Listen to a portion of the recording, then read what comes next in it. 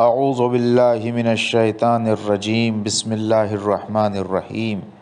نہج البلاغہ مکتوب نمبر 50۔ یہ خط حضرت علی علیہ السلام نے سرداران لشکر کے نام تحریر فرمایا۔ فرماتے ہیں کہ حاکم پر فرض ہے کہ جس برتری کو اس نے پایا ہے اور جس فارغ البالی کی منزل پر پہنچا ہے وہ اس کے رویے میں جو رعایا کے ساتھ ہے تبدیلی پیدا نہ کرے، بلکہ اللہ نے جو نعمت اس کے نصیب میں کی ہے وہ اسے بندگان خدا سے نزدیکی اور اپنے بھائیوں سے ہمدردی میں اضافے کا باعث ہو۔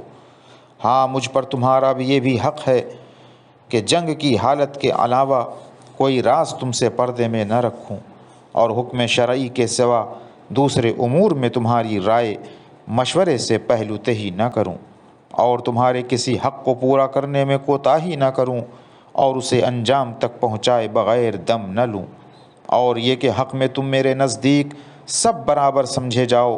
جب میرا برتاؤ یہ ہو تو تم پر اللہ کے احسان کا شکر لازم ہے اور میری اطاعت بھی، اور یہ کہ کسی پکار پر قدم پیچھے نہ ہٹاؤ اور نیک کاموں میں کوتاہی نہ کرو، اور حق تک پہنچنے کے لیے سختیوں کا مقابلہ کرو، اور اگر تم اس رویے پر برقرار نہ رہو تو پھر تم میں سے بے راہ ہو جانے والی سے زیادہ کوئی میری نظر میں ذلیل نہ ہوگا۔